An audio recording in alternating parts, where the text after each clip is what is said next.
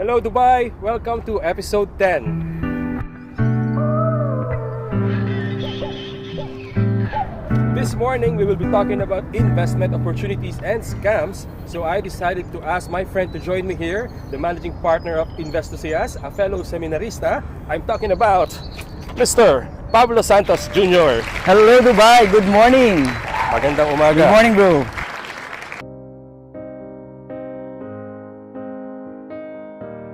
Thank you for doing this. 6:30 in the morning ang call time namin. Saturday. Wala tayong problema dyan. Yes. Anytime. Yes. Shall we walk? Sure. Alright. Ang pag-uusapan natin ngayon, sabi ko nga kanina, is investment scams. So basahin ko sa iyo yung ating subject matter for this morning. Sabi niya dito, "Hi bro, I was once scammed by a networking business. I was very aggressive kasi. But despite of that, I still want to explore more investment opportunities, possibly including the new cryptocurrencies. So can you share some tips on how to avoid being scammed the next time around?" Okay, yeah. What's your thought on this, Pablo? That's a very good question. Actually, pwede nating simulan to by knowing what are the reasons bakit na-scam ang maraming Pinoy. Para sa akin, there are 3 reasons. Okay. The first reason would be the greed. Greed. Yeah, greed. Because as you know, if greed comes in, the logic comes out.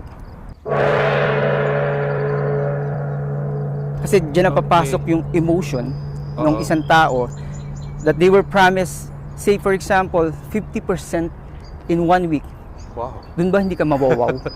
Parang mga too good to be true. Too good to be true talaga. No? And if it is too good to be true, most of the time it is not true.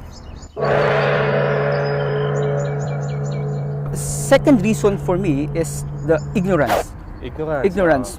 Kasi they consider, for example, their kumare or their kumpare that they're earning this much money. So para sa kanila, it's okay. Hindi na natin kailangan pag-aralan yan. But the problem is, because of this lack of financial knowledge, dyan pumapasok and dyan talaga umaatake yung mga scammers. Oh yes. Parang alam nga ng mga scammers sino yung merong kakulangan sa pagdating sa financial literacy. Yes. And the third thing is out of jealousy. Kasi nakikita nila sa ibang tao that they're really progressing, that they're really getting this much amount of money in a very short span of time. So gusto nila is mag-join in na rin sila dito sa investment na to. Without learning, without doing their due diligence. Kung ano bang investment to. Yung due diligence, that includes background check. Of course, yes. Of course, yung financial knowledge nga, di ba? That's right. So how do they begin? Halimbawa, okay, they really interested. Sabi nga nung reader natin ngayon, di ba? Ano pa rin siya, keen on exploring investment opportunities. So that lack of knowledge, how can that be addressed? Very important, first things na we need to do is to invest in knowledge. Invest in knowledge. Kasi mas masakit kung you fall into scam without knowing the background of it. Right. Mas malaki yung malulugi sa'yo, mas malaki yung matatalo sa'yo. Whereas kung mag-i-invest ka muna sa knowledge, you do attend financial seminars.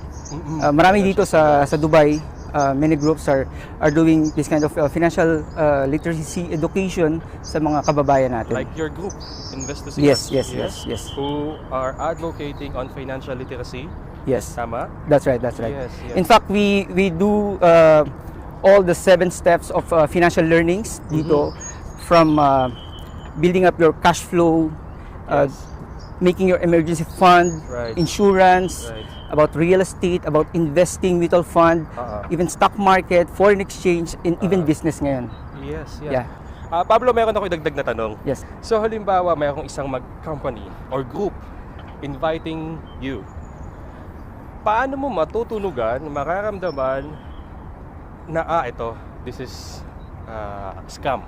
This is scam. Mayroon bang mga mabilis na clue na pwede nating tingnan? Yes. There are a few tips na pwede nating para siyang ito yung red flags natin. Red flags natin. First, especially kung this company is promising a very high return, very high rate of return at a very small period of time.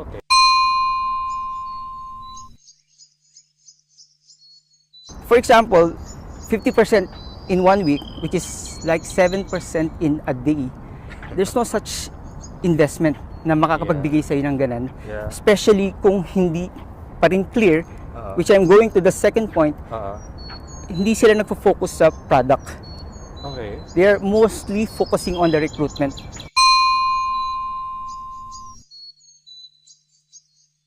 If you plant a tree, don't expect na tumubo na kagad or mag-bear na siya ng fruit next day or next week. Yes, it will take time. It will take time. It will take time. The third thing is most of them are giving an option of a limited time offer.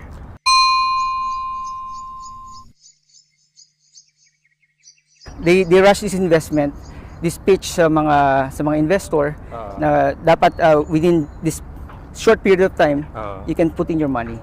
Oh, okay. Yeah. Isa pa, teka lang lahat ba ng sumisigaw ng power? Good morning sa gabi makakonsider natin ganyan? Hindi naman natin masabi kasi yung iba is nagjo-joke lang, but most of them sabihin na natin na yes. Yeah. Power. Okay. To wrap up this walk-in interview, ano yung may iwan mong message sa ating mga viewers? First is never invest out of greed. Okay.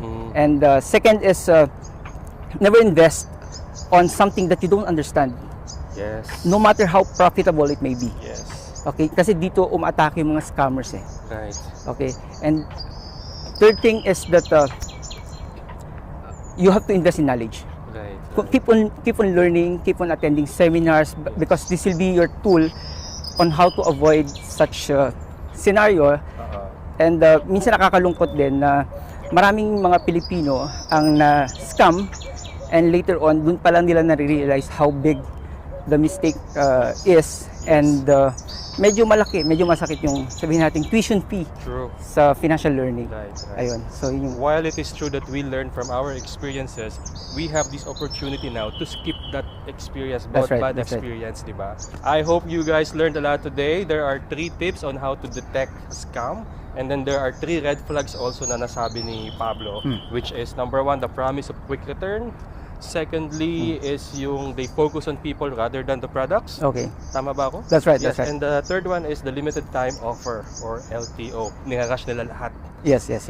And if I may add lang, no, siguro in terms of values or character din siguro, maybe if that particular business focuses on whatever is true, admirable, binabasa ko na yung t-shirt pure, trustworthy, noble, right, lovely, and anything excellent and praiseworthy, I'm pretty sure they are not really scam kasi they are focusing on things that matter. Sabi nga ng t-shirt, right. From eternity.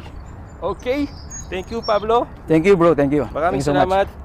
Guys, this has been another story to tell. Ako po si Boy Dubai, Pablo Santos Jr. Bye-bye. Bye-bye.